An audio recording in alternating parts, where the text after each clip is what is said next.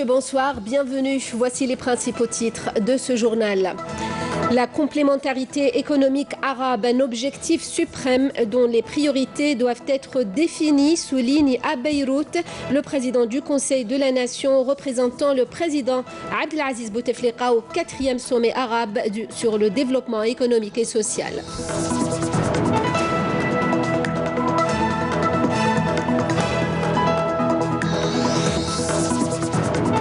Agriculture, la production de pommes de terre en hausse à Ain Defla. La wilaya passe à l'exportation. Première cargaison vers la Guinée, 500 quintaux.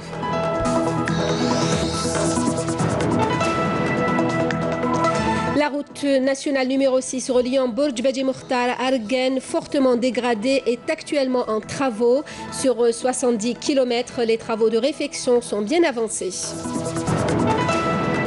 Un peu d'évasion à la fin de ce journal. Nous serons à Djanet, la perle du Tassili attire de plus en plus de touristes. Beyrouth accueille le 4e sommet arabe sur le développement économique et social. Le président du Conseil de la Nation, Abdelkader Ben Salah, représentant le président de la République, Abdelaziz Bouteflika, à ce sommet. Dans son allocution ce dimanche, Abdelkader Ben Salah a affirmé que la complémentarité économique arabe était un objectif suprême qu'il convient de réaliser et d'en définir les priorités à travers une exploitation optimale des capacités dont recèle le monde arabe. Il a aussi mis en avant les développements accomplis par l'Algérie dans différents domaines sous la direction du président Abdelaziz Bouteflika. L'Algérie qui soutient, a-t-il dit, toute initiative visant la promotion de la coopération commerciale entre les pays arabes. En voici un extrait de cette allocution.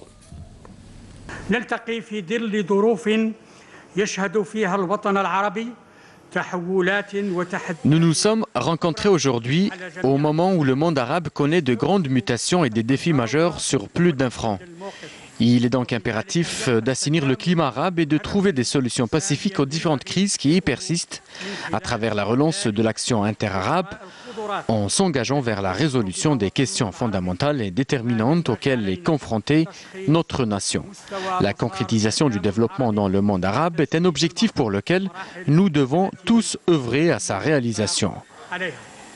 Une réalisation qui reste toutefois tributaire de notre réussite à lutter contre les menaces qui guettent notre région, notamment le terrorisme, l'extrémisme violent sous toutes ses formes, et ce, partant de notre conviction qu'aucun développement ne saurait se réaliser sans la sécurité. À ce titre, je tiens à souligner et mettre en avant les efforts et les résultats réalisés par l'Algérie en la matière, comme l'illustre la création de plus d'1 million d'entreprises ayant contribué à la création de plusieurs postes d'emploi dans différents secteurs.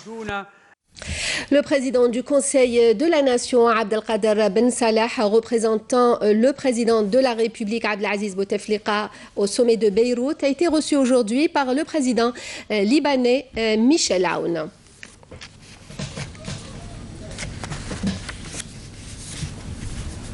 Et en marge de cette session du sommet arabe sur le développement économique et social dans la capitale libanaise, le président du Conseil de la Nation, Abdelkader Ben Salah, a rencontré plusieurs personnalités. Il a ainsi eu un entretien avec le président mauritanien Mohamed Ould Abdelaziz, l'émir du Qatar Tamim Ben Hamad Al Thani, le premier ministre libanais désigné Saad Hariri, le premier ministre jordanien Omar Al-Razzaz, le premier ministre palestinien Abdelkader Ben Salah leur a transmis les salutations du président de la République Abdelaziz Bouteflika. Le ministre des Affaires étrangères, Abdelkader Msahel, a reçu aujourd'hui le président de l'Institut français des relations internationales, Thierry de Montbrial. L'entretien s'est déroulé en présence de l'ambassadeur de France à Alger.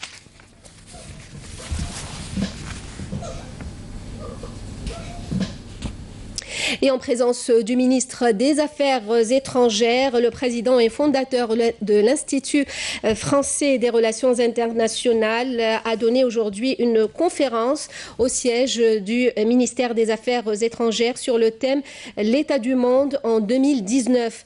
Thierry de Montbrial est revenu sur les enjeux et les incertitudes géopolitiques, sur le bras de fer États-Unis-Chine et sur la révolution technologique d'ici à 2049. Au terme de la conférence, le ministre des Affaires étrangères, Abdelkader Sahel, est revenu sur des aspects qu'il a qualifiés d'autrement plus importants, comme le défi sécuritaire, la lutte antiterroriste et le développement dans les pays africains. Le Forum national sur le phénomène des haragas, dont les travaux se poursuivaient ce dimanche en atelier, doit être sanctionné par des recommandations opérationnelles pour faire face à ce phénomène qui prend de l'ampleur. Organisé par le ministère de l'Intérieur, des collectivités locales et de l'aménagement du territoire, ce forum a pour thème l'avenir de nos jeunes, une responsabilité partagée. Dans ce sens, pour rappel, 4 ateliers ont été au programme.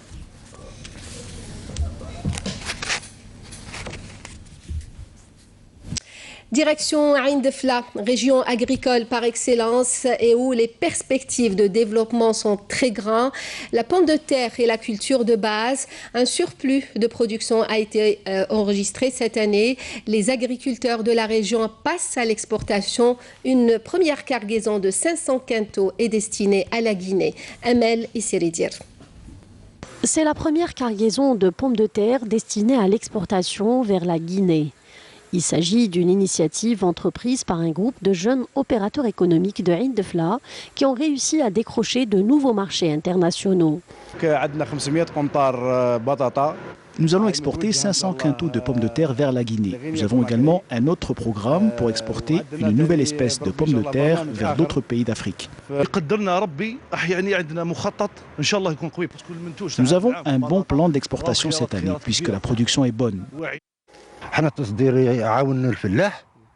L'exportation permet d'aider les agriculteurs, mais pas seulement car cela les pousse à développer leur activité et améliorer la qualité de la production et bien sûr pénétrer le marché international.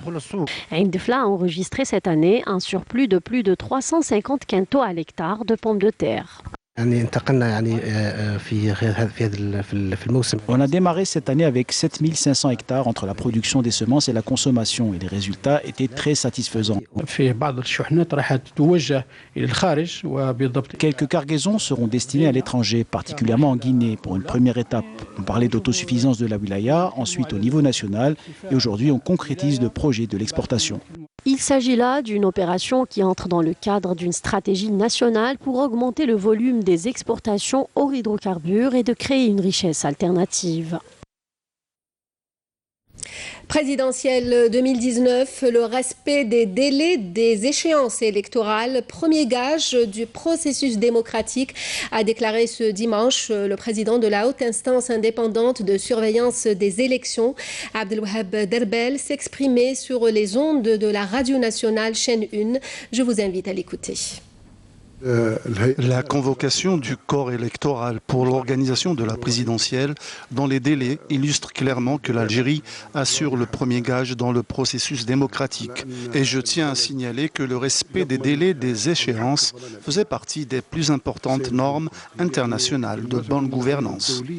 En se conformant à cette disposition positive, le respect des délais des échéances électorales, l'Algérie signifie clairement qu'elle se construit dans la démocratie. Le respect de l'Algérie des délais de ces échéances électorales est un message clair et nous allons axer sur 3 points principaux. En premier lieu, donner plus d'importance à l'instance électorale. Ensuite, prendre en considération les recours et tous les textes de loi. Un détachement combiné de l'armée nationale populaire a saisi hier lors d'une opération de fouille et de recherche menée à Gigel un fusil de type MAT 49, un pistolet automatique, 10 chargeurs et une quantité de munitions de différents calibres, 100 balles précisément, a annoncé aujourd'hui le ministère de la Défense nationale. Par ailleurs, un détachement combiné de l'ANP a intercepté à Biskra un contrebandier à bord d'un camion chargé de plus de 73 quintaux de feuilles de tabac. tandis que 20 immigrants clandestins de différentes nationalités ont été arrêtés à Ingezem et Tlemcen, a ajouté la même source. Accident mortel ce dimanche matin dans la wilaya de Tipaza. 7 personnes ont trouvé la mort et une autre a été blessée dans une collision entre 2 bus survenus sur la RN 67 dans son tronçon reliant Sidi Ammar à Hadjout. L'enquête préliminaire entamée par les services de la gendarmerie nationale a fait ressortir que le dépassement dangereux effectué par le conducteur du minibus qui transportait les victimes serait à l'origine de sa collision avec le bus de transport des étudiants, selon la chargée d'information au niveau du groupement territorial de la gendarmerie nationale cité par l'APS. Nous allons au sud à présent, dans le Grand Sud, sur cette route reliant Bourj Beji Mokhtar à Rgen. Quelques 650 km semés d'embûches. Cette route nationale est réputée en effet pour être dangereuse. Elle est aujourd'hui en travaux, des travaux de modernisation dont les usagers attendent la fin avec impatience. Abdel Halim Yaïch.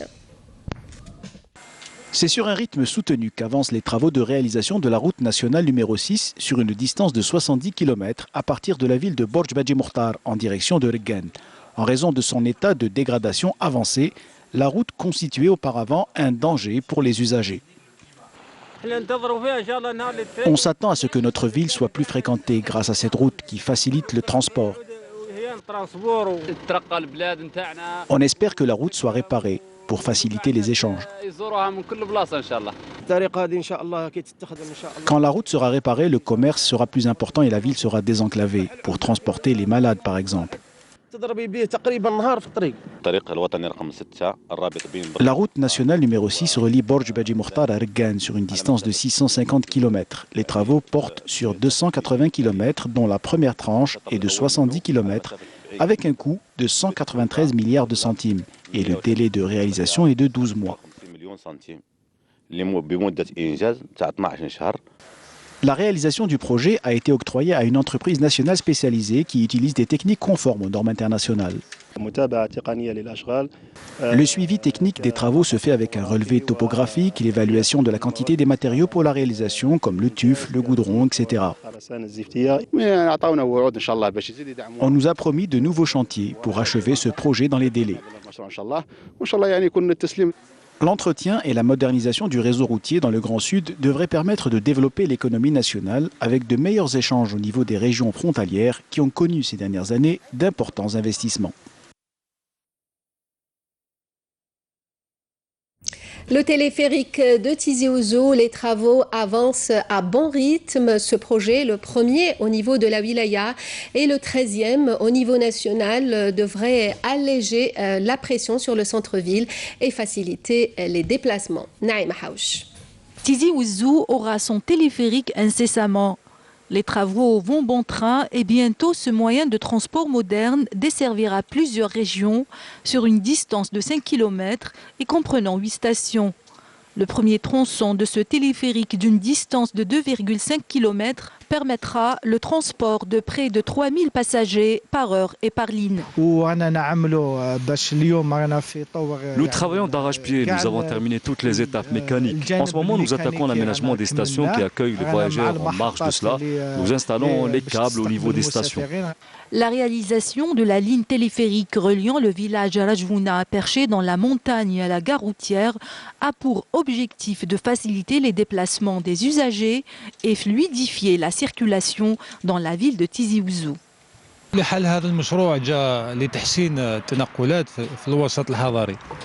Ce projet a justement pour but d'améliorer la circulation en milieu urbain. Le téléphérique se trouve dans le centre de la ville. C'est donc un téléphérique urbain qui va faciliter le transport des citoyens dans le milieu urbain. En plus de cette facilitation dans les déplacements, ce moyen de locomotion offre une vue imprenable sur Tizi Ouzou. Une autre façon de voir la ville qui impulsera à coup sûr une dynamique touristique dans la région. Des Algériens de l'étranger en prospection de partenariat ou d'investissement dans la wilaya de Batna. On vous en parlait ici même il y a quelques jours. Et comme il est parfois agréable de lier l'utile à l'agréable, ce groupe venu de Marseille principalement a eu droit à une visite touristique de toute la région. Une véritable découverte pour beaucoup d'entre eux. Le reportage de Naïm Al-Walish. Ayant posé ses valises pour une semaine à Batna, la diaspora algérienne établie à l'étranger a, en plus de la prospection économique, découvert une ville millénaire au passé révolutionnaire épique. Je suis très impressionnée par ce que j'ai vu depuis ce matin, revenir sur la terre de mes grands-parents, de mes ancêtres, découvrir notre patrimoine, connaître l'histoire de l'Algérie, des Moudjahids. Pour moi, c'est exceptionnel et c'est juste grandiose. Il y a plein de belles choses à voir. C'est tellement merveilleux. Alors le patrimoine, c'est quelque chose de formidable. Je ne connaissais pas du tout. Je ne connaissais pas du tout. J'en ai entendu parler et franchement, je suis très heureuse d'être venue et pour voir cette richesse et ce décor magnifique, quoi. Des haltes ont été faites dans de hauts lieux historiques ayant façonné une partie de notre évolution, comme Ishmoul, Aris ou Ledmoussa, avant d'atterrir sur les pathétiques balkans du Roufi, estimés à 65 millions d'années. Eh bien pour nous, c'est une journée exceptionnelle. D'abord par les lieux qu'on a visités depuis ce matin. On a eu à chaque fois l'occasion de rencontrer des personnes qui nous ont raconté notre histoire, l'histoire de notre pays. Et c'était des moments très prégnants et émouvants pour nous. Chaque site raconte une histoire différente et vraiment c'était des lieux extraordinaires pour nous. Non seulement je suis prêt à revenir, mais à emmener le maximum de gens avec moi pour faire découvrir mon pays. Je ne pensais pas que l'Algérie c'était aussi beau. On est parti voir les Aurès. Après là on va aller visiter les balkans de Roufi. Et franchement je suis fière de mon pays et c'est très très beau. Avec le plus grand massif forestier de l'Algérie, Batna, qui recèle des trésors archéologiques et touristiques inépuisables, a séduit bien du monde prêt à explorer davantage cette région plusieurs fois millénaire. Voici à présent Janet, la perle du Sahara, oasis verdoyante adossée aux montagnes du Tassili. Janet est une étape essentielle, sinon incontournable, dans les circuits touristiques du Sahara algérien. Amel Messaïd.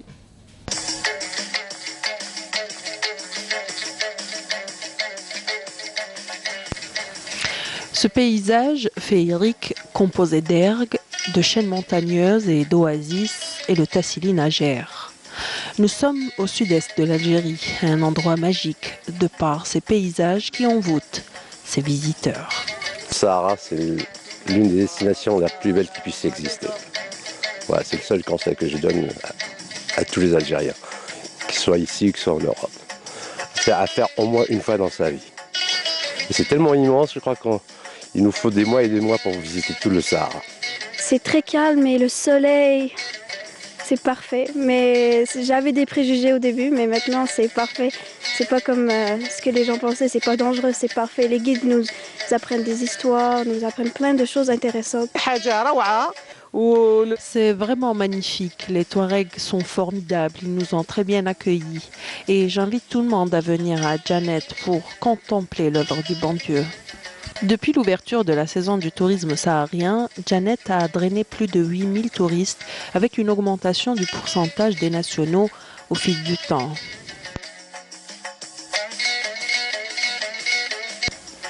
C'est la première fois que je viens ici et ce ne sera pas la dernière. C'est le paradis sur terre. C'est ma première fois ici, c'est très calme. J'adore. C'est la première fois que je suis au Sahara. Jamais je fais des paysages comme هادو. Mais la seule chose اللي vraiment عجبتني c'est الناس تاع المنطقة. والله العظيم راهم كرماء، ناس ملاح ودايما يضحكوا. شفنا الدنيا مليحة، شفنا كلشي صوري البارح. C'est le meilleur كلشي اللي شفتو في un paysage plat. Conseiller تاني les étudiants, العباد اللي jamais جاو. C'est le moment, c'est une destination qu'il faut pas rater, qu'il faut faire كما قال un certain collègue au moins une fois dans sa vie. Si vous êtes en quête de calme, de dépaysement ou tout simplement envie de boire un bon thé, Janet est peut-être la solution. Sport football, le CS Constantine s'est offert hier soir les 3 points de la victoire contre les Congolais de TP Mazembe par un score sans appel de 3-0 lors de la deuxième journée du groupe C de la Ligue des champions d'Afrique. Seul leader de son groupe avec 6 points, le CSC se rendra dans 10 jours en Égypte où il affronter l'équipe égyptienne de l'Ismaïli. Je vous propose d'écouter à présent les entraîneurs du CSC et celui de TP Mazembe. Je dirais qu'on a vu un très très beau match de football entre deux belles équipes. Maintenant, l'équipe de Constantine a dominé, je pense, le match du début à la fin et n'a pas laissé la moindre possibilité au tout-puissant Mazembe de pouvoir s'exprimer. Et bon, la victoire est méritée, logique, et on a vu une superbe deuxième mi-temps avec du jeu, de l'engagement physique et puis des jolis buts. Donc je pense que tout le monde peut être satisfait de ce match. Vraiment, merci beaucoup pour votre accueil. C'est vrai, par rapport au match, aujourd'hui, je n'ai pas reconnu mon équipe. Et on a joué, on a été passif. Et l'adversaire étant aussi actif sur le terrain, ils ont été meilleurs et ils se sont procurés des occasions et ils ont eu à marquer des buts. Et nous, ce n'est qu'après avoir encaissé des buts, qu'on s'est réveillé un tout petit peu et on s'est créé des occasions qu'on n'a pas concrétisées. Et c'est la fin de ce journal, le rappel des principaux titres. La complémentarité économique arabe, un objectif suprême dont les priorités doivent être définies, souligne à Beyrouth le président du Conseil de la Nation représentant le président Abdelaziz Bouteflika au 4e sommet arabe sur le développement économique et social.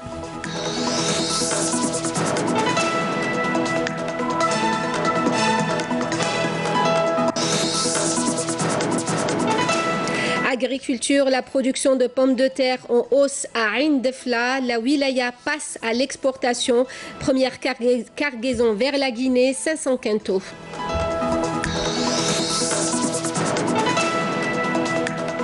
La RN6 reliant Borj Badji Mokhtar à Regen, fortement dégradée, est actuellement en travaux. Sur 70 km, les travaux de réfection sont bien avancés.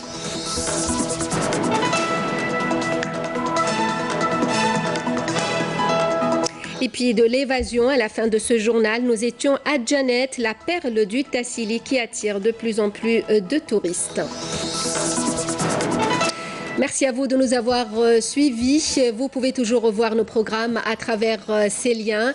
Pour le journal à 20h, Amina Nadir pour l'édition en arabe. Demain à midi, Fria Lassari. Nous, on se retrouve à 19h. Passez une très bonne soirée.